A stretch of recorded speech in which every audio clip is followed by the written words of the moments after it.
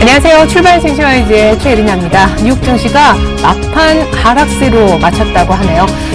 이해가 조금 되지 않을 수도 있으시겠습니다. 주택지표에 이어서 7월 내부재 주문이 넉 달 만에 감소하면서 11년 내 가장 좋지 않은 성적을 보였습니다. 때문에 양적 완화 축소 시기가 늦춰질 수 있다며 충분히 오를 수 있었던 상황이었는데 왜 빠졌을까요? 막판에 새로운 악재가 등장하면서 막판 하락 전환된 것이라고 하는데요. 과연 그 악재가 무엇이었을지 또 얼마나 흔들렸을지 오늘은 특별히 유럽, 이탈리아 증시 낙폭까지 챙겨보겠습니다.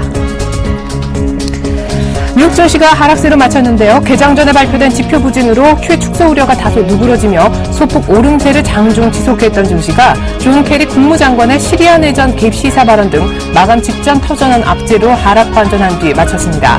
나스닥 지수만큼은 전일 종가를 대부분 지켰지만 다우와 스탠다드&푸어스 500 지수는 나란히 0.4%씩 밀렸습니다. 개장 전에 나온 지난달 미국의 내구재 주문이 전월에 비해 7.3% 급감했습니다. 이는 시장 전망치 4% 하락보다 악화된 결과이며 전월인 6월에 4.23% 증가를 크게 밑돈 것입니다. 특히 지난 3월 이후 처음으로 내구재 주문이 줄었으며 11개월 만에 가장 큰 낙폭을 나타냈습니다. 아울러 제이콥 루 재무장관이 의회가 조치를 취하지 않는다면 미 정부가 오늘 10월 중순쯤 부채 한도 상한선인 16조 7천억 원에 도달할 것이라고 전망한 것도 악재가 됐습니다. 루 장관은 디폴트 위협을 제거하기 위해 의회가 부채 한도를 최대한 빨리 늘려달라고 요청했습니다. 유럽의 대표 지수도 혼조세로 마쳤습니다. 이탈리아 내에서 탈세 횡령 혐의로 실형이 확정 선고된 실비오 베를루스코니 전 총리의 상원 의원직 박탈을 놓고 정치권 공방이 심해지자 이탈리아 증시가 은행주 위주로 2% 넘게 빠졌으며 프랑스가 제자리를 걸음 독일은 0.2% 올랐습니다. 한편 영국 증시는 법정 공휴일로 휴장했습니다. 미국의 경제학자 대부분이 연준의 양적 완화 규모 축소가 9월이 아닌 올 연말 또는 내년 초에 단행될 것으로 보고 있는 것으로 조사됐습니다. 전미 식물경제인협회 설문조사 결과 불과 10%만이 연준의 9월 양적 완화 축소를 지지했으며 39%는 올해 말, 27%는 내년 1분기를 테이퍼링 시기로 내다봤습니다. 조금 지루했었는데 QE 축소 관련된 악재가 아니라 새로운 악재가 등장했습니다. 판이 좀 달라지는 것 아닌가? 9월 위기설에 또 하나의 악재가 조금 더 생기는 듯한 인상인데요. 우리 증시 괜찮을까요? 일부를 통해서 준비한 소식부터 보여드리고 출발하겠습니다.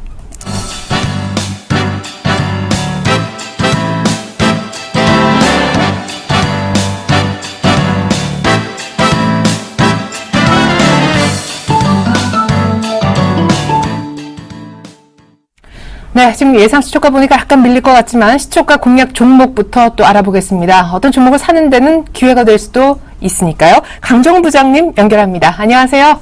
네, 안녕하세요. 네, 전일 공략 종목이었던 스틸플라워 AS 먼저 들어볼게요. 네, 스틸플라워 어제 시초가 17,900, 어제 시초가 대비해서 좀 밀린 모습 보였습니다. 시초가 7,790원에 출발했고요. 한 2% 정도 마감을 했는데 계속적으로 보유 전략 제시해드리겠고요.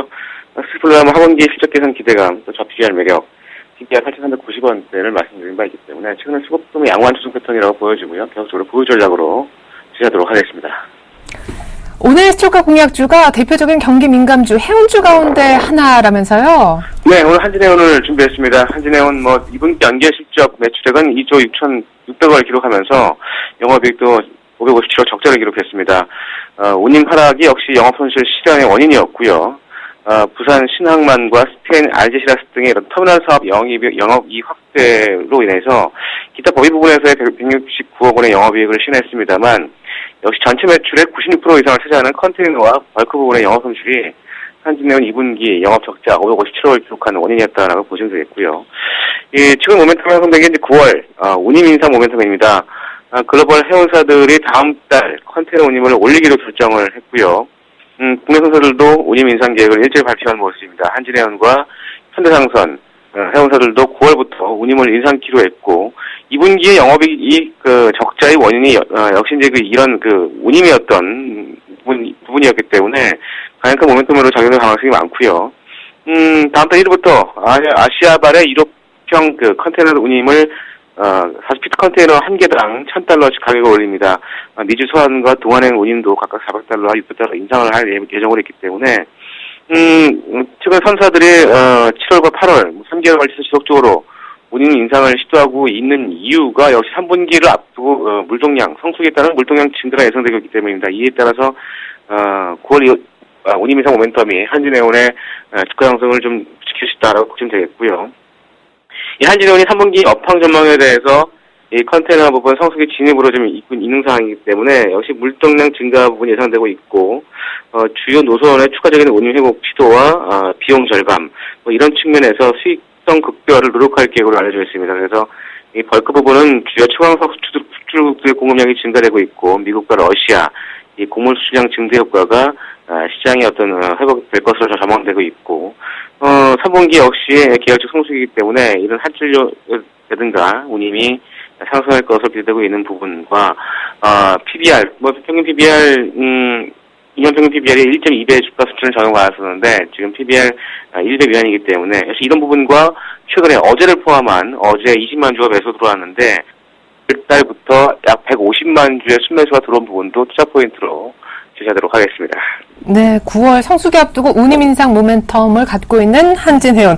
외국인들의 매수를 눈여겨보고 계시는데 가격 설명 끝으로 들어볼까요? 네, 오늘 시초가로 제시해드리겠고요. 목표가는 9,500원과 9,600원 사이를 제시해드리겠고 손절가는 8,000원 하이시에 손절 대응하시기 바라겠습니다. 네, 한진해운 설명 강정원 부장님 통해서 들어봤습니다. 시초가 공략주 소개 잘 들었습니다. 네, 고맙습니다.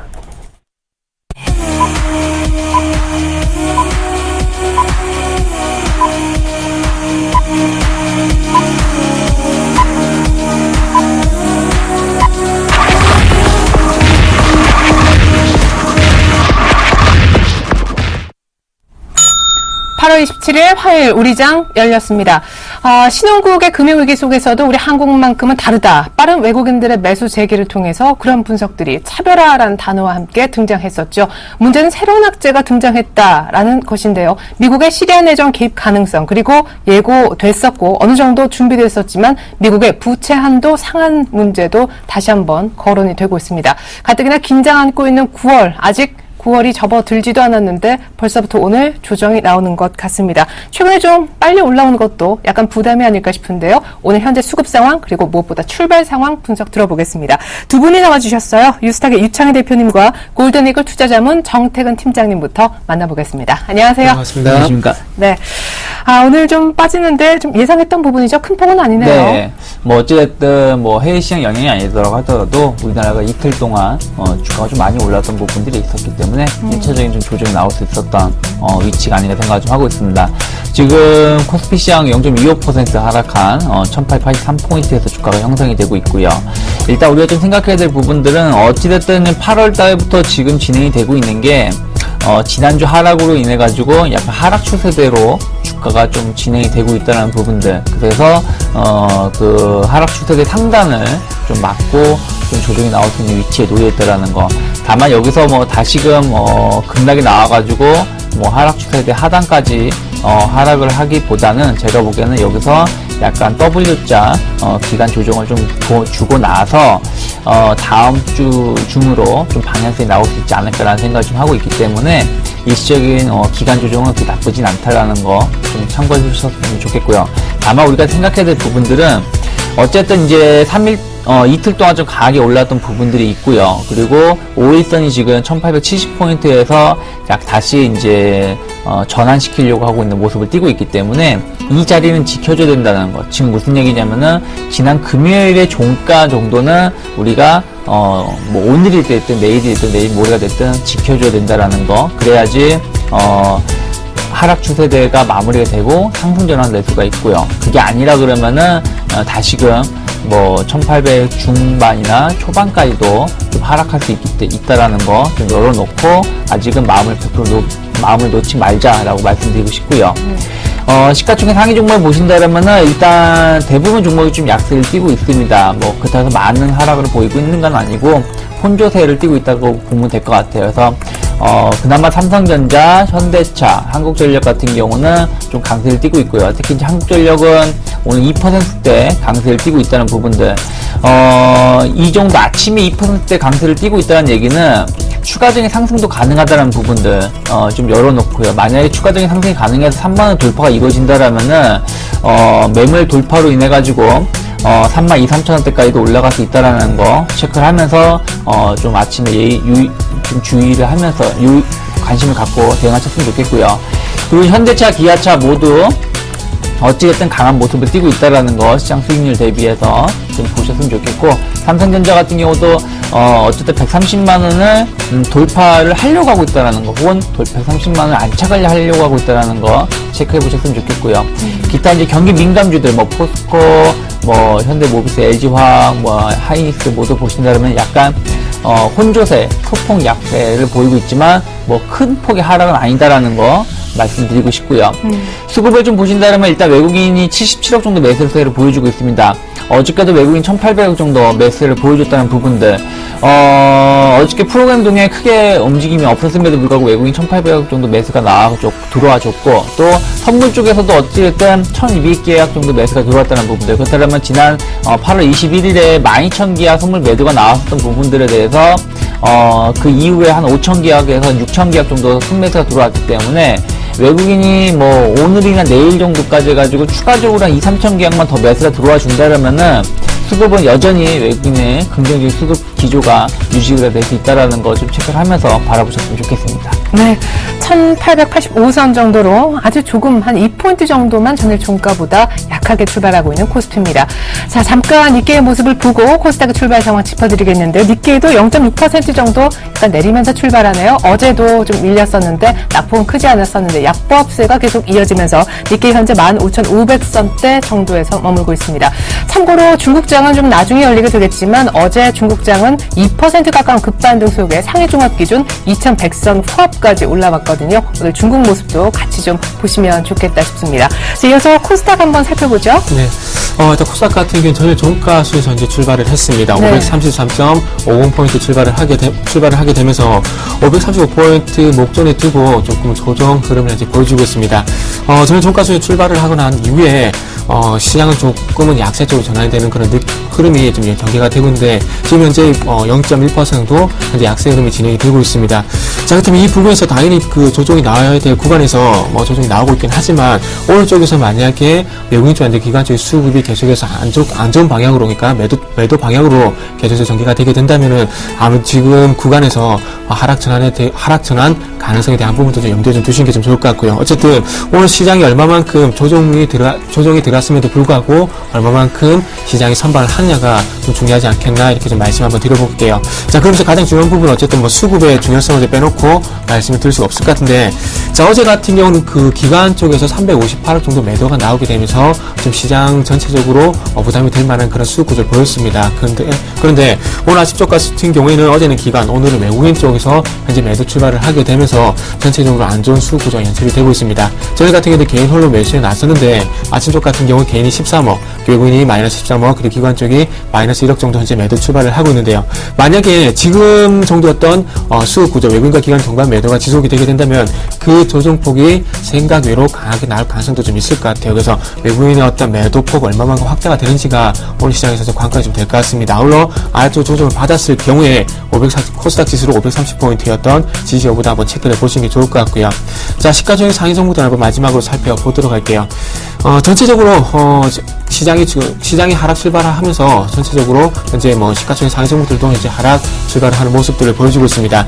파데스 0.94%, CJ 홈쇼핑이 마이너스 0.66%, GS 홈쇼핑이 마이너스 1.47%, SK 브로드밴드가 마이너스 0.57%, 당합이 0.46% 정도 현재 하락 출발을 하고 있는 모습이 보여지고 있고요. 네.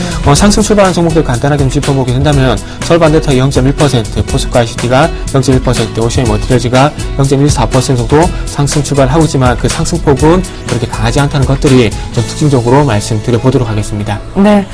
어제 코스닥에서는 안철수 테마가 강했었고, 거래소에서는 자동차주가 강했었는데, 오늘 자동차가 조금 전에 유창희 대표님이 짚어주신 대로 추가 상승하고 있고요. 있는데요. 외국인 역시 그쪽에 러브콜을 오늘 또 보내고 있습니다. 기관까지 소폭이지만 쌍끌이 매수가 유입되면서 지금 상승 반전 시도도 좀 할 것 같은 분위기입니다. 서울 외환시장으로 나가볼까요? KB 외환선물 정경팔 팀장님 연결하겠습니다. 팀장님 안녕하세요. 네, 안녕하세요. 네, 또 하나의 미국 지표 내구재 주문이 상당히 좋지 않았다는데 어떤 영향이 있을까요? 오늘 달러원 개장 상황 짚어주시죠. 네, 오늘 서울시장은 어제 종가 대비 2원 10전이 상승한 1114원 80전에 개장했고요.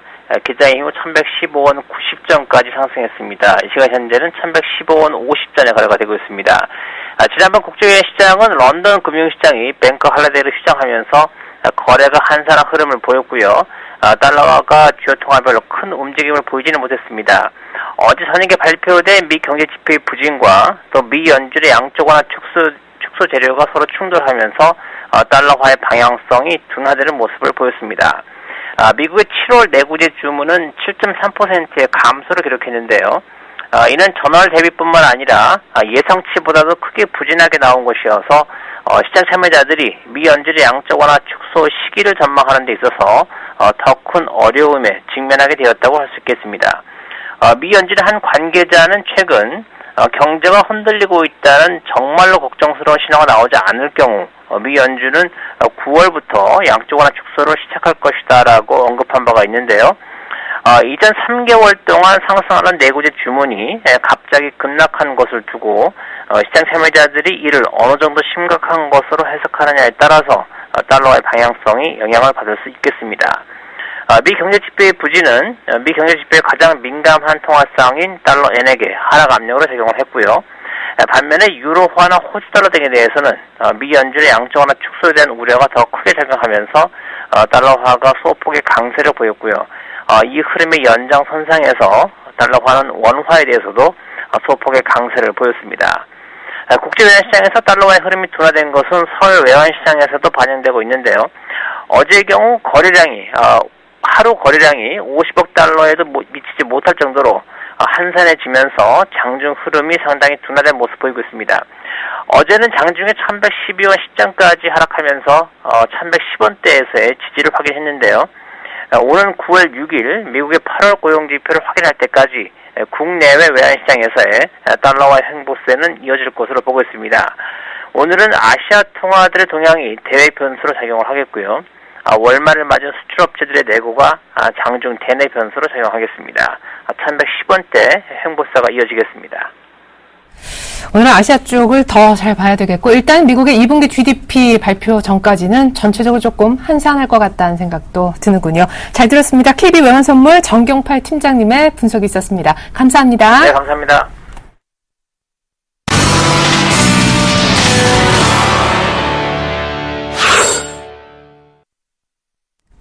네, 상승 반전까지는 아직 아니군요. 기관은 약간 사는 듯 하더니만 조금 상황을 지켜보고 있는 듯합니다. 외국인이 9시 10분경인데 100억 정도 순매수 해주고 있는 아침인데요. 특징주 살펴보겠습니다.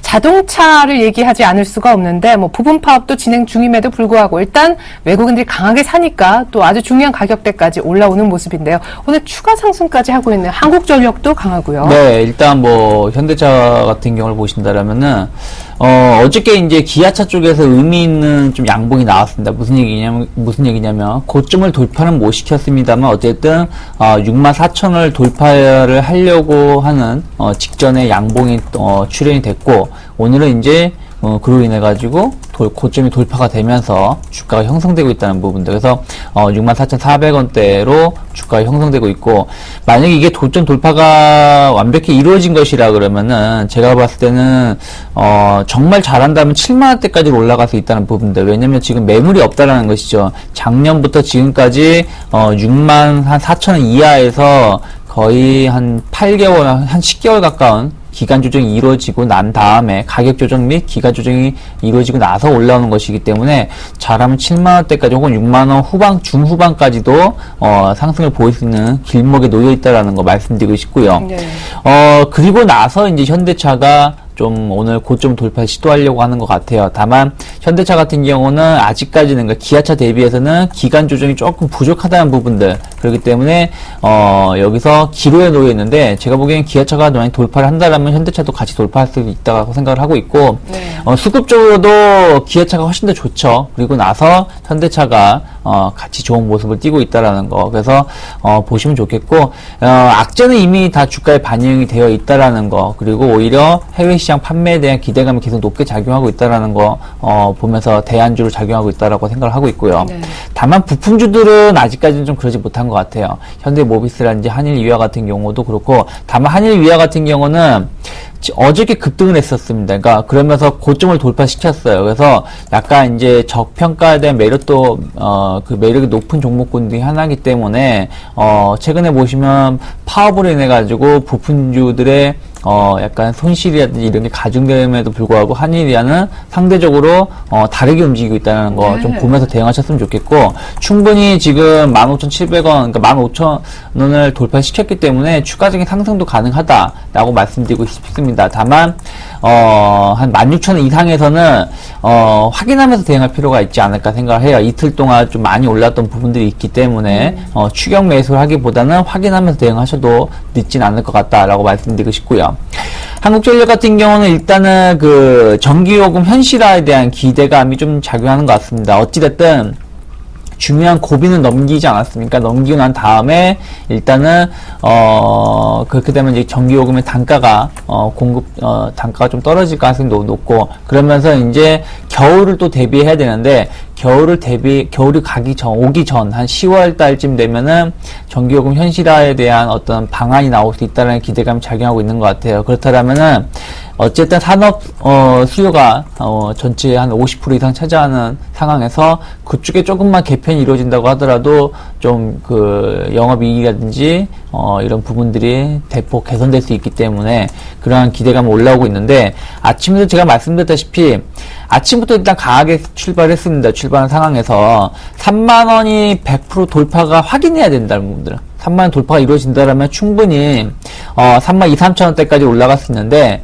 만약에 3만원 돌파가 좀 강하게 이루어지지 못한다라면은 여기서 약간 기간 조정이 발생할 수 있다라는 그래서 오늘 내일 그러니까 내일이나 내일 모레까지 좀 중요한 변곡의 위치에 놓여 있을 수 있다라는 거 상기하면서 대응할 필요가 있지 않을까 생각을 하고 있습니다. 네, 감사합니다. 이번에는요, 코스닥 쪽에 있는 특징 종목 한번 보겠습니다. 도화 엔지니어링 4대강 관련해서 뱀 횡령 혐의 얘기도 좀 나왔었는데, 오늘 회계 처리 위반 혐의로 결국 기소됐고, 거래 정지 처분받았네요. 계속해서 좀 안 좋은 소식이 나오는 거 아니에요, 코스닥 같은 게. 안 그래도 그 중소형 건설사들은 아직도 여전히 어두운 터널을 지나고 있는 상황 속에서 계속 안 좋은 소식이 좀 나오는 것 같습니다. 뭐 이런 소식들이 나온다고 해서 접근하지 말라는 얘기는 아니고, 여전히 어쨌든 중소형 건설사들의 어떤 여건이 아직도 좋지 않고 있다는 부분들, 그리고 어떤 기업에 대한 어떤 그 청렴성이라 해야 될까요? 이런 부분들도 아직 도덕성에 대한 결여 부분들이 아직도 좀 많은 것 같습니다. 일단 어떤 내용인지 먼저 간단하게 좀 말씀을 드려보자면은, 그 도화엔지니어링 해당 회사의 그 해당 임원이 영업비용을 과대 계상하는 방식으로 해서 당기순이익을 축소시키는 그런, 그 회계 처리를 하게 되면서 463억 정도 횡령을 했다는 그 소식이 나왔습니다. 그래서 이런 횡령이 상장의 어떤 적격성의 실질 심사 대상이 되는지를 조사하기 위해서 이제 매매 거래가 정지에 들어갔고요. 네. 그래서 이런 가장 이런 소식이 나올 때마다 가장 좋은 부분은 어쨌든 상장 유지가 되는 게 좋습니다. 어저께 웅진 홀딩스는 어제 그 유가증권 시장에서 웅진 홀딩스는 어떤 기업을 예를 들게 되면서 상장 유지가 되면서 어제 상당히 급등하는 흐름이 나왔었는데, 네.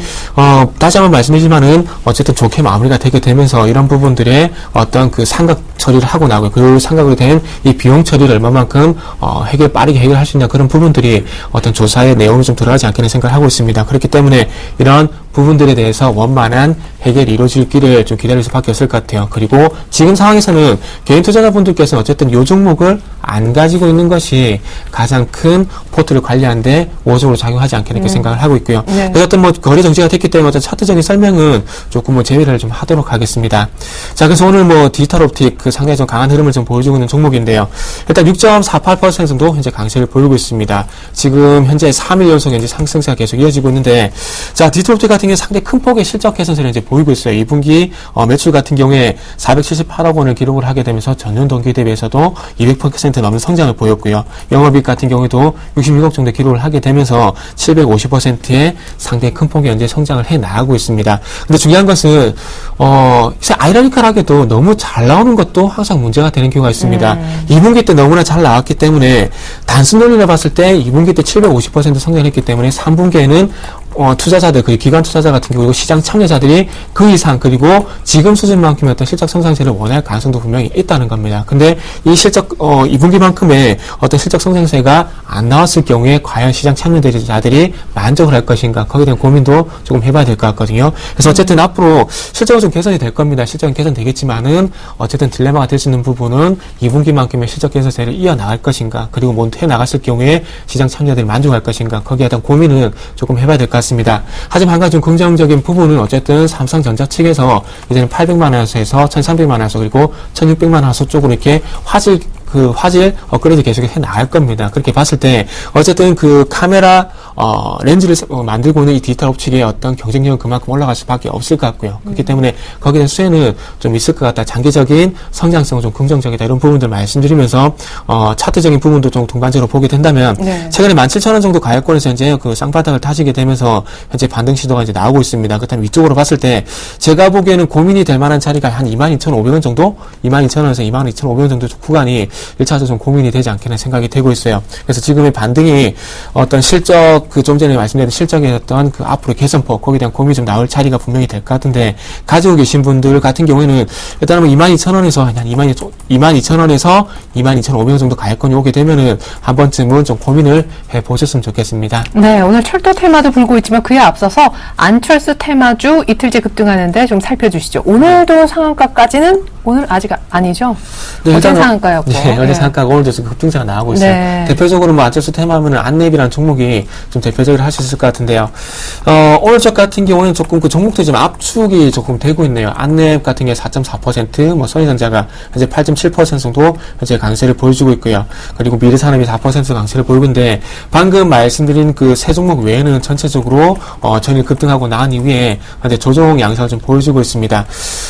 일단 독자 세력화에 대한 얘기가 나오기 전에 정치 참여에 대한 부분들, 야당과 연합을 하지 않겠다 그런 얘기가 나오게 되면서 이런 부분도 이제 호재가 됐었는데, 오늘 쪽은 어쨌든 뭐 시야가는 흐름이나 좀 봐야 될 것 같아요. 네. 근데 앞으로 향후에 모르겠습니다. 안철수 씨가 얼마만큼 정치 세력을 확대해 나가냐가 좀 관건이 될 것 같은데, 그 확대해 나가는 국면 속에서 얼마만큼 확대를 시키냐에 따라서 아무래도 안철수 테마가 좀 더 강세 쪽으로 가느냐, 아니면 반짝 반등으로 끝나냐, 이렇게 좀 결정이 될 것 같거든요.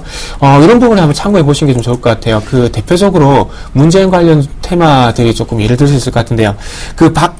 대표적으로 바른손이라는 종목을 한번 예를 들어보게 된다면은, 이 종목 같은 경우에 추세를 한번 보게 된다면은, 한번 그 시세가 강하게 나오고 난 이후에, 중요한 것은 다시 한번 문재인 관련 얘기가 문재인 씨가 다시 한번 국회의원을 복귀를 하게 되면서 다시 한번 뭐 정치 테마 불었는데, 그 반등이 조금 반짝 반등으로 끝나게 되면서, 날짜로 보게 된다면 2012년 8월 달이죠. 반짝 어떤 그 정치 세력화에 대한 얘기가 반짝 정치 테마가 불게 되면서 반등이 나왔지만 그 위에 흐름이 좀 좋지가 않았었거든요. 그래서 지금 어쨌든 안철수 테마 같은 경우에는 작년 8월 달에 문재인의 어떤 테마주들의 흐름을 좀 보시게 되면서 반짝 반등으로 끝날 가능성에 대한 부분들도 조금 염두에 두셔야 될 것 같아요. 하지만 테마주 같은 경우에는 어쨌든 아직까지는 좀 아닐 것 같습니다. 조금 어떤 윤곽이 재보선에 대한 윤곽이 나오는 시점에 가서 굳이 접근을 하신다면은 그때쯤으로 시기를 잡아보셔도 늦지는 좀 않을 것 같다. 이런 의견을 말씀드려 보도록 할게요. 네, 오늘은 또 안철수 테마에 이어서 철도주도 바람이 좀 강한 것 같은데, 잠시 후에 철도 테마도 상승 원인 또 대응법 분석을 좀 해드리겠습니다. 그에 앞서서 이제 거래소 쪽에 있는 특징 종목 더 살펴볼 텐데, 최근에 이제 비철금속 가격 반등에 힘입어서 같이 올라오고 있는 고려엔의 오늘 움직임 궁금하고요. 바닥권에서 최근 급하게 오늘까지 올라오고 있는 넥센타이어에는 또 무슨 일이 있는지 같이 좀 살펴봤으면 좋겠습니다. 삼성 SDI와 LG화학은 오늘 또 오르네요. 네, 전체적으로 지금 고려아연 같은 경우는 한 1.5% 상승을 보여주고 있고, 어저께하고 그저께 좀 많이 올라왔던 부분들이 있습니다. 그래서 일단 경기 민감주들 보신다라면은 최근에 주가 흐름이 좋은 모습도 있었고, 또 어떻게 보면 중국 증시도 상당히 강하게 올라왔었죠. 그래서 그런 영향으로 좀 같이 연동해서 움직이고 있다고 볼 수 있겠고, 고려아연 같은 경우는 일단 비철금속 가격이라든지 이런 부분들이 호재로 작용하고 있다는 거. 그래서 상승 전환이 되고 있다라는 거. 다만 지금 상승 추세대 상단을 좀 맞았기 때문에 일시적인 가격 조정도 발생할 수 있다라는 거 좀 참고하면서 대응할 필요가 있지 않을까 생각을 하고 있고요. 한 32만 5천 원 혹은 33만 원대 가면은 좀 조정이 나올 수 있다라는 거 참고하면서 대응하셨으면 좋겠고요. 넥센타이어 같은 경우가 최근에 주가 급락이 나왔었죠. 그리고 나서 다시금 이제 천연 고무라든지 합성 고무 원자재 가격이 하락으로 인해 가지고 수익성 개선이 기대가 된다고 얘기가 나오고 있습니다. 타이어주들은 제가 보기에는 충분히 매력도 있다고 생각이 들어요. 무슨 얘기냐, 완성차 업체의 판매가 계속 증가하고 있고, 그래서 중국이라든지 뭐 신흥국 시장에 대한 교체 타이어에 대한 기대감도 높다고 작용하고 있습니다. 근데 중요한 거는 지금 타이어주가 우리나라 3개 군데가 있죠. 한국 타이어, 넥센 타이어, 뭐 금호 타이어가 있는데 일단은 한국 타이어가 가장 좋은 흐름을 띠고 있고, 그 다음에 넥센 타이어, 금호 타이어라고 본다라면은 넥센 타이어의 반등은 조금 아주 강하지 못할 수 있다라는 거. 그러니까 무슨 얘기냐면은 아직까지도 지금 전체 박스가 하단에서 주가가 형성되고 있기 때문에 한 15,500원 혹은 16,000원을 강하게 돌파하기 전까지는 어찌됐든 뭐 기술적 반등에 불과할 수 있다는 것도, 최근에 V자로 좀 많이 올라왔던 부분들이 있기 때문에 여기서는 좀 기간 조정이 발생할 수 있기 때문에 조금은 지금 추격 매수하기에는 조금 늦을 수 있다. 다만 넥센 타이어 같은 경우는 좀 과거에 그런 게 있습니다. 한번 탄력이 붙으면은 계속 치고 나가는 약간 가벼운 주가의 움직임도 띄고 있기 맞아요. 때문에 네. 아까 말씀드린 것처럼 15,500원이나 16,000원을 돌파했을 때는 한번 우리가 그것을 기대를 하고 한번 추격 매수라든지 선별적인 매매를 할 수 있겠지만, 그 전에는 조금은 확인을 하면서 대응할 필요가 있다라는 거 말씀드리고 싶고요. 그리고 약간 이제 그 레저세에 대한 우려감이 다 작용하면서 강원랜드가 소폭 약세를 띠고 있는데, 레저세 같은 경우는 이제 뭐 파라다이스나 GKL보다는 국내 전용 카지노에 부과될 가능성이 높고, 또 입장료가 지금 5,000원인데 10,000원을 올린다고 합니다. 근데 그것보다 주가가 하락한 것은 이번에 증설을 했는데 그 효과가 조금 약하다는 것이죠. 그래서 그 효과가 아직까지는 미미하기 때문에 그러한 기대감으로 주가가 뭐 거의 36,000-37,000원대까지 올라왔던 부분들이 좀 실망 매물이 쏟아지고 있는데, 충분히 이 부분은 해소가 될 수 있을 거라 생각을 하고 있어요. 뭐 저는 강원랜드 한 번도 솔직히 가보진 않았는데, 얼마 전에 제가 아는 사람 지인이 강원랜드 갔는데 여전히 북적북적 된다고 하더라고요. 그래서 뭐 입장료를 5,000원에서 10,000원 올린다고 해서 한 달에 그 15번씩 가던 사람들이 갑자기 한 번 가는 것도 아닐 것이고, 네. 또 강원랜드 같은 경우를 그냥 호기심으로 가던 사람이 5,000원 냈던 걸 10,000원 낸다고 해서 안 가는 것도 아니거든요. 그렇기 네. 때문에 그 영향은 상당히 미미할 수 있다라는 거. 그래서 길게 본다면 여전히 제가 보기에는 좋은 종목이지만, 단기적으로는 아직까지 그 증설 효과가 아직은 없기 때문에 조금은 보수적으로 접근하시는 게 좋을 것 같고요. 삼성 SDI 같은 경우가 이제 테슬라 효과로 인해 가지고 테슬라에 납품할 수 있다는 어떤 기대감이 작용했었죠. 그래서 주가가 어저께 그저께 최근에 좀 많이 올라왔는데, 문제점은 그게 뭐 내일 당장 납품이 되는 게 아니기 때문에 주가가 좀 과도하게 올라온 부분도 있다라는 거. 그렇기 때문에 일단은 뭐 주가가 오르는 상황에서 어디까지 간다라고 말씀을 못 그것을 뭐 섣부리 판단하기 힘들지만은 18만원대 정도 가면은 조금 차익 매물이 나오거나 기간 조정이 나올 수 있다라는 거 좀 참고를 하시면서 대응할 필요가 있지 않을까 생각을 하고 있습니다. 네, 감사합니다. 이렇게 분석을 듣는 동안 지금 거래소는요, 외국인들이 현선물 동반에 사고 있습니다. 기관 매수는 안 잡히지만 1890선까지 일단 장중에 상승 전환하는 데는 성공했습니다. 코스닥에 약속 드린 대로 오늘 철도 테마 바람이 왜 강한지, 대우 AL이라는 종목은 상가까지 갔는데 그 이유 들어보고요. 오성 LST 자사주 처분 소식이 들어와 있네요. 급락하고 있습니다. 일단 뭐 철도 관련주 먼저 보게 네. 되면 항상 러시아 얘기 나오게 되면 항상 당연한 테마가 좀 나온 것 같아요. 네. 일단은 그 박근혜 대통령이 그 G20 참석자 4일에서 7일까지 러시아를 뭐 방문한다는 얘기가 있는데, 항상 러시아 얘기가 나오는 부분이죠. 가스관 그리고 철도 테마. 어떤 당연한 테마가 가지면 이제 시장에 좀 반영이 되고 있다 좀 보시면 될 것 같아요. 일단은 뭐 그 어떤 얘기냐면은 러시아가 지금 이제 나진에서 하산의 어떤 철도 프로젝트 참여의 검토, 뭐 정부가 북한과 동시에서 러시아의 어떤 나진 하산과 철도 프로젝트에 참여를 검토하고 있다는 소식 때문에 지금 이제 주가가 좀 급등을 하고 있습니다. 그래서 방금 말씀하신 대오엘이 지금 이제 상한가 육박하는 이제 급등세를 이제 보여주고 있고요. 네. 그 외에도 뭐 세명전기, 대아TI, 리노스, 삼인철강 같이 철도 관련 얘기가 나올 때마다 급등하는 종목들이 현재 이제 급등을 하는 흐름이 이제 연출이 되고 있습니다. 자, 어쨌든 이번 그 러시아 방문을 통해서 푸틴과 어떤 개별 면담이 좀 예정이 돼 있다고 합니다. 그래서 이 개별 면담에서 어떤 얘기가 나올지는 아직 아무도 알 수가 없겠죠.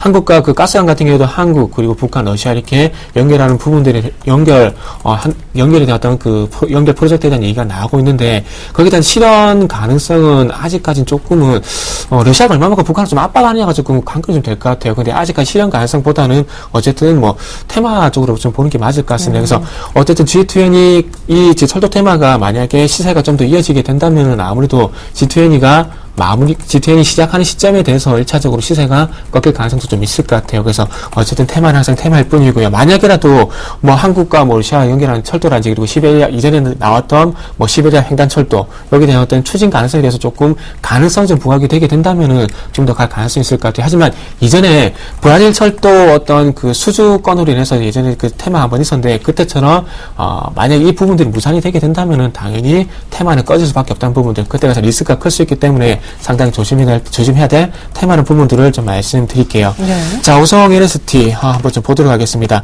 일단은 뭐 그 내용만 봤을 때는 자사주 처분 상당히 긍정적인 뭐 뉴스라 봐야 될 것 같은데 지금 7% 정도 이제 급락을 하고 있거든요. 근데 정확하게 보기 보니까 윤순강 대표이사가 그 자사주를 현재 자사주 보유하고 있는 자사주를 매도를 했다. 그러니까 순수하게 지금 이제 자세하게 뜯어보면은 대주주 지분 처분이라는 뉴스가 좀 맞을 것 같아요. 현재 69만 2,500주를 지금 풀게 되면서 기존 5%에서 2.4%로 지분이 뚝 떨어졌는데 자.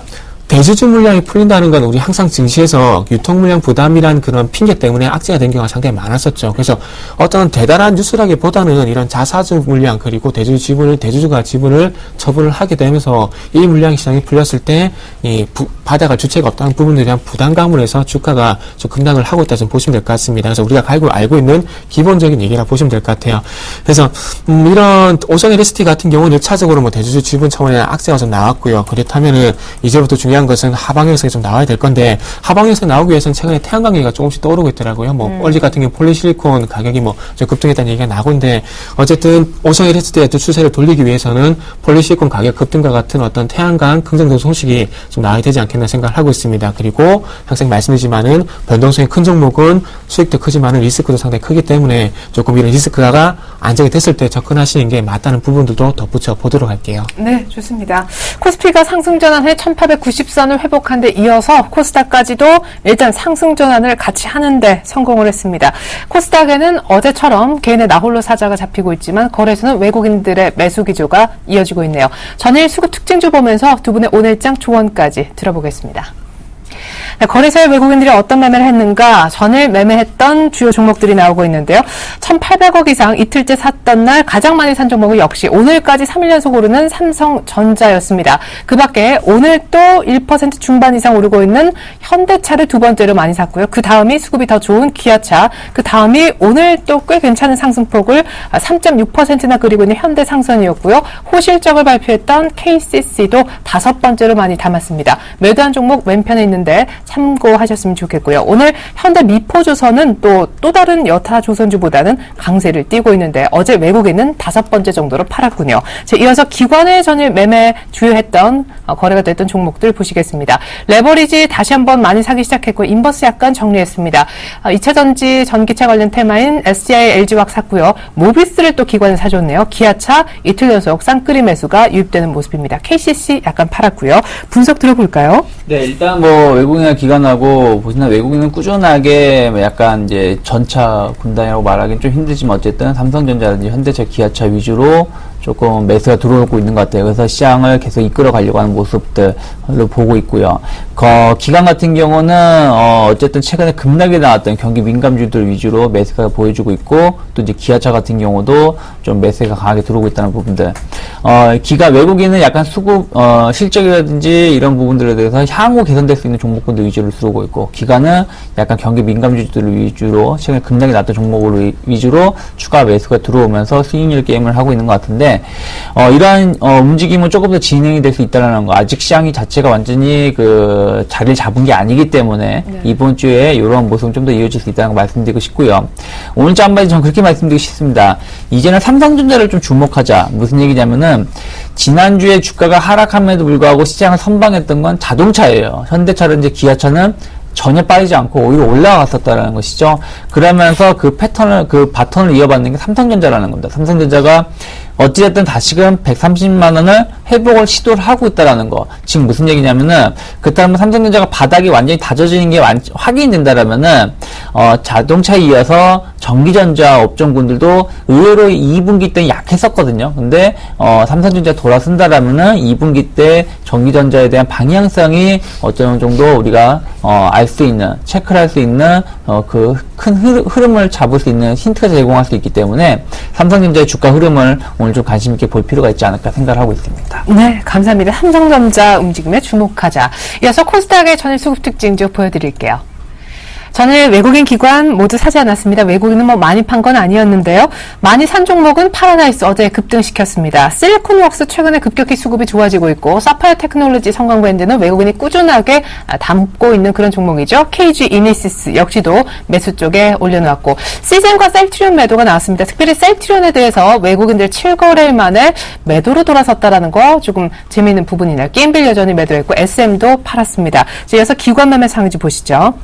기관이 한 350억 정도 이틀 연속 꽤나 많이 팔았는데 서울 반도체를 제일 많이 정리했네요. 오른편에 보시면 우리산업은 쌍끌이 매수 속에 신고가 어제 두 자릿수 급등했었는데 어제 기관이 가장 많이 코스닥에서 산 종목 1위를 차지한 모습입니다. 분석해 주시죠. 네, 일단은 매매 상위 종목의 특징적인 부분은 앵커님께서 언급을 하셨듯이 실리콘웍스나 종목이 좀 될 것 같아요. 네. 일단 UHD TV의 어떤 시장 확대에 대한 수요에 기대감으로 해서 최근 지금 부수급이 상당히 개선이 되고 있는데, 최근에 가격대에서 바닥을 다지게 되면서 24,000원 위쪽으로 과연 올라갈 것인가, 그걸 한번 체크를 해보시는 게 좀 좋을 것 같고요.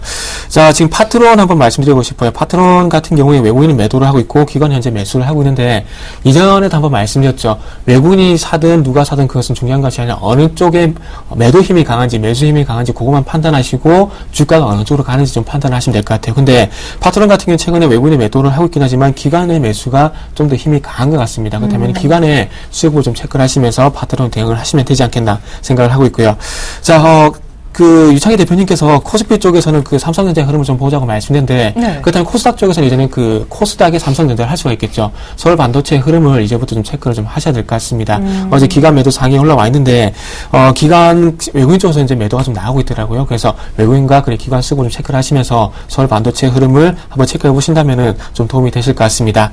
자, 오늘 제가 드리고 싶은 말씀은 코스닥, 결국 코스피에 달렸다 이렇게 좀 봐야 될 것 같아요. 네. 최근에 코스피 시장이 큰 폭의 조정을 받게 되면서 코스닥도 마찬가지로 조정을 받았습니다. 그리고 코스피 시장이 안정을 좀 찾게 되니까 지금 다시 한번 반등의 흐름을 좀 보여주고 있는데, 전체적으로 이제 코스피와 좀 커플링 되는 흐름이 현재 보여주고 있거든요. 그렇기 때문에 앞으로 어떤 코스피의 방향성은 서두에 말씀드렸듯이 코스피가 좀 더 상승하느냐 아니면 이 부분에서 조정을 받느냐, 거기에 따라서 갈릴 가능성이 상당히 크기 때문에 지금 시점 535포인트를 목전에 두고 있는 시점에서 코스피의 방향성을 좀 더 중점적으로 체크를 하셨으면 좋겠습니다. 네, 감사합니다. 코스닥은 코스피에 달려있고 코스피는 삼성전자에 달려있군요. 지금까지 정태근 팀장님 그리고 유창희 대표님과 함께 해봤습니다. 오늘 조언 감사합니다. 네, 수고하세요.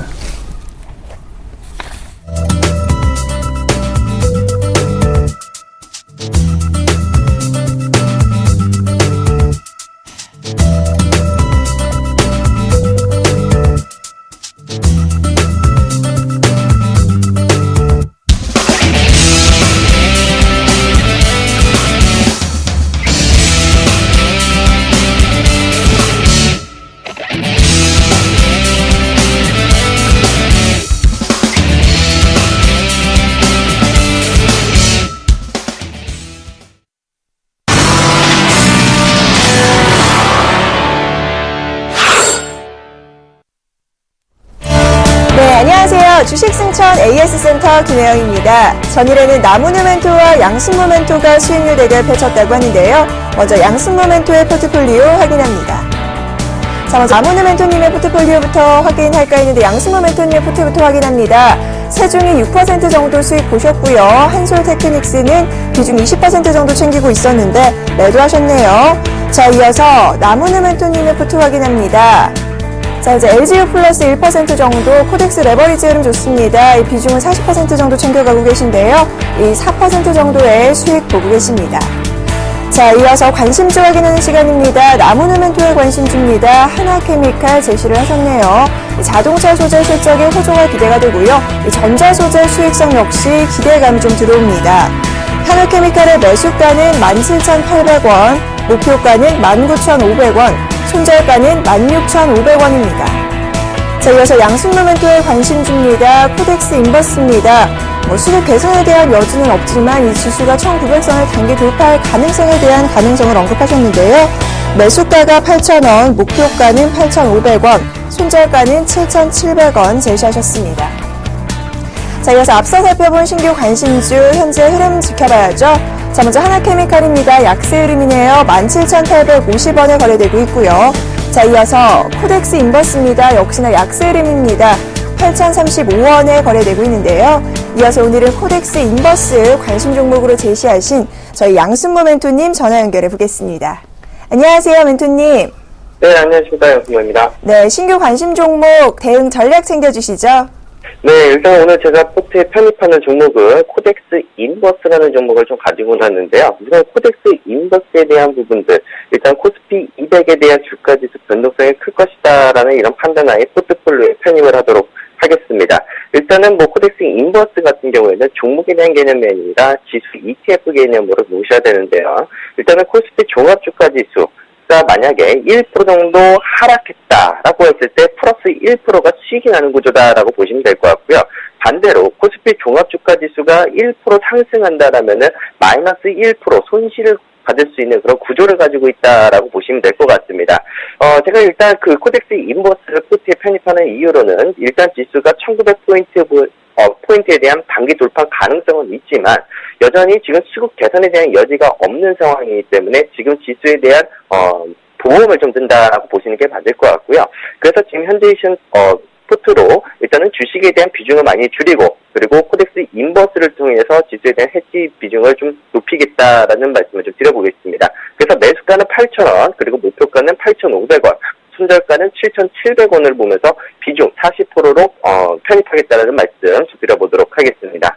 네, 이렇게 해서 코덱스 인버스 대응 전략 챙겨봤습니다. 멘토님 오늘 말씀 감사합니다. 네, 감사합니다. 네, 저는 내일 이 시간 다시 찾아오겠습니다. 지금까지 주식승천 AS센터 김혜영이었습니다.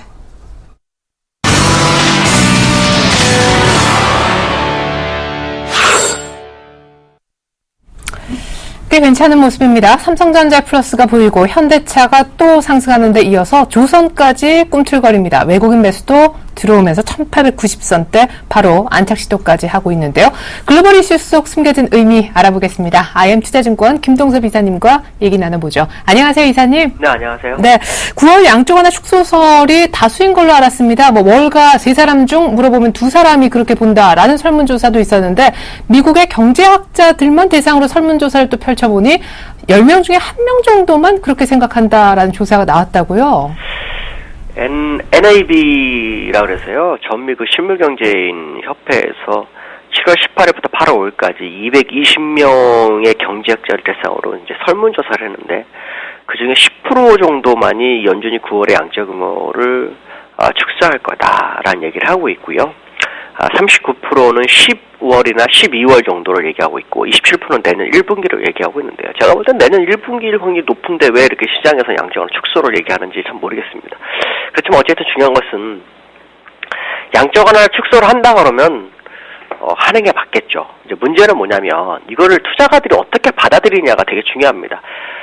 어저께 내구재 주문이 굉장히 안 좋게 나왔기 때문에 이것으로 양적완화 축소가 약간 뒤밀릴 수 있다 이렇게 생각할 수 있거든요. 중요한 것은 뭐냐면 경제 지표가 좋아지면서 양적완화 축소한다라는 개념으로 받아들인다면 양적완화 축소가 시장의 악재는 아니다라고 봐야 될 것 같고요. 다만 문제는 그것이 어떤 신흥국이라는 이런 나라들의 환율적인 문제에 영향을 좀 줄 수 있다라는 정도로 생각하시면 될 것 같고요. 그것도 어느 정도 신흥국이 공조를 한다면 대응 가능성이 있기 때문에 사실 양적 완화 축소가 이제는 시장에 악재로 작용하기 좀 어렵지 않느냐라는 생각을 해봐야 될 것 같습니다. 한편 신흥국의 자금이 될 문제와 관련해 이 문제 해결을 위한 국제 공조를 놓고 신흥국의 중앙은행과 미 연준이 이견을 보이고 있다고 하는데 사실 미국의 출구 전략으로부터 촉발된 문제 아니겠습니까? 그런데 미 연준은 자국들이 알아서들 해결하라라고 뭐 그렇게 딱 잘라 말했다면서요. 이건 좀 의외의 반응이었어요. 사실 미국이 금융위기가 오면서 서프라임 모기지가 터지고 리만 브러스가 파산하면서 그것이 이제 전 세계 글로벌을 흔들었고 그로 인해서 자기들이 살기 위해서 돈을 풀었는데 자기가 또 살기 위해서 또 양적 완화 축소하는 과정이 되는데 이것이 이제 신흥국가에는 상당히 위험으로 좀 다가오고 있다 그런다면 적어도 어느 정도의 책임감 있는 대답을 해야 되는데 그렇지 못했다라는 거죠. 특히 뭐 데니스 로카트라든가 블러드 같은 사람 같은 경우에는 신흥국 문제는 스스로 해결해야 되고 그다음에 연준은 미국의 국익만을 위해 존재한다라는 식으로 얘기를 했는데요. 사실 미국의 국익만을 위해서 존재하는 것은 맞죠. 중앙은행이니까. 그렇지만 이때까지 그 몇십 년 동안 주식을 해보니까 미국의 국익만을 위해서 연준이 있는 상황은 아니었다는 거죠. 연준을 보면서 시장이 움직였던 걸 생각한다면 절대 그렇게 생각해서는 안 된다라고 보여주고 있죠. 어쨌든 지금 시장에서 연준의 시각은 양적 완화 축소는 자기들만의 문제라고 생각하고 있지만 크리스틴 라가르도 국제 통화 IMF 총재죠. 이 사람 같은 경우에는 통화 수합이라든가 이런 걸 통해서 방어선을 만들어야 한다고 조언을 하고 있고 출구 전략이 너무 이르다라는 식으로 시장 방향성을 제시하는 것으로 봤을 때는 미국도 고민에 빠질 수 있다라는 부분이고요. 어쨌든 지금 상황에서는 미국을 너무 바라볼 필요성은 없는 것 같고요. 자체적인 흐름을 좀 봐야 될 것 같습니다. 예를 들어서 뭐 외국 자금을 시장에서 못 나가게끔 뭐 규제를 강화한다든가 아니면 그 무역 결제 부분에 있어서 이것을 달러가 아닌 위안화라든가 엔화라든가 유로화 쪽으로 방향을 틀어서 미국에 타격을 주는 방법도 시장에 도움이 되지 않겠느냐는 생각을 좀 하고 있고요. 어쨌든 자기들만 살겠다면 우리가 살 방법을 찾아야 되는 것은 맞다라고 생각해야 될 것 같습니다. 네, 그나마 우리는 좀 괜찮은 것 같습니다. 신흥국에서 자금 빼내느라 정신없는 월가의 큰손들이 우리 한국의 채권을 속속 사들이고 있다라는 소문이 돌고 있더라고요. 확실히 펀더멘털이 좀 좋긴 좋은가 봐요. 지금 그 우리나라가 작년부터 올 5, 6월까지 시장에서 완전히 왕따였거든요. 근데 올해 그 주가가 빠지고 외국 자금이 빠져나가는 과정 속에서 채권으로는 한 12조 8천억 정도가 시장에 유입이 되었다고 하죠. 신흥국에서 약 49 정도가 빠졌는데 거기에 3분의 1 조금 못되게 우리나라 시장으로 좀 진입을 하고 있답니다. 아마도 우리나라 국채가 실제로 그렇게 많은 변동성을 주지 않으면서도 국채 수익률을 높여주고 있기 때문에 아마도 이런 현상이 나타나는 것 같은데요. 실제로 이 채권뿐만 아니라 지금 자금도 지금 그렇습니다. 지금 주식에 관련된 자금도 이달에만 우리나라에 약 한 5조 정도가 우리나라 관련 펀드에 5조 정도가 들어왔다고 하죠. 근데 실제로 지금 우리나라에 이달에 들어온 금액은 9천억 정도밖에 되지 않은 것으로 봤을 때는 아시아에서 차별화 신흥국에서 차별화 장세가 연출될 것을 좀 생각해봐야 될 것 같고요. 작년에 이런 현상이 있었습니다. 작년에 아시아 시장에서 인도하고 인도네시아, 태국, 필리핀이 상승할 때 신고가를 칠 때 아시아 시장 왕따를 당했을 때 지금 거꾸로 되는 그런 상황이 연출되고 있다면 어쩌면 시장이 상당한 그 상승을 할 수 있는 미국과의 디커플링 가능성을 좀 재개해볼 필요성이 있지 않나 이렇게 판단하고 있습니다. 네, 왕따에서 벗어날 수 있는 한국 증시 얘기를 하셨는데 미국의 부채 한도 상환이라는 또 다른 이슈, 뭐 시리아 내전 개입 가능성을 제외하고도 뭐 예견됐었지만 벌써 8월 말에 이런 얘기가 나오면서 뉴욕 증시가 빠졌습니다. 전에 국내 증시 수급이 조금 그렇게 마음에 들지 않는다라고 하셨었는데 오늘까지도 기술적 반등이라고 보십니까? 조언 구합니다. 어저께 제가 이제 안 좋다라는 얘기는 뭐냐면 지금 프로그램 매수가 들어올 게 굉장히 많은 상태인데 선물로 눌러서 베이시스가 안 좋아서 이것이 안 좋다라는 얘기를 했고요. 지금도 역시 그건 똑같은 상황입니다. 이론 베이시스가 플러스 0.30인데 지금 시장 베이시스가 마이너스 0.31이거든요. 그럼 갭이 0.6이 넘게 벌어졌거든요. 그래서 프로그램 매도가 130억이 나오죠. 그러니까 시장은 정말 상승할 수 있는 좋은 어떤 수급적인 여건이라든가 이런 것을 만들어졌는데 선물로서 지금 누르는 그런 과정에 있다라고 말씀을 드릴 수 있고요. 그렇지만 어쨌든 중요한 것은 우리나라장은 이제 미국이 아닌 중국의 포인트가 맞춰줄 확률이 높고 또 좀 시장 상황으로 봤을 때는 추가적 상승에 대한 기대 심리가 굉장히 클 수 있는 그런 공간에 접어들었다는 거고요. 또 수급적으로 지금 아까 말씀하신 5조 원 정도도 있지만 프로그램 매수 및 또 이번 주에는 또 윈도우 드레싱 가능성이 제기되고 있는 것으로 봤을 때는 시장이 좀 많이 상승할 수 있는 부분을 열어두고 보시는 게 좋지 않을까 이렇게 판단하고 있습니다. 네, 이제 중국 기대 안고 왕따 신세를 탈출하길 저도 같이 좀 기대해 보겠습니다. IM투자증권 김동섭 이사님의 분석이 있었습니다. 감사합니다. 감사합니다. 네, 1891포인트 정도이고요. 자동차 아직까지 좋습니다. 기관 복귀하네요. 쌍끌이 매수 속에 코스피 1890 장중에 상승 전환했고 코스닥은 안타깝게도 잠깐 상승 전환했다가 다시 좀 빠지고 있습니다. 이어지는 2부에서 다시 뵐게요. 고맙습니다.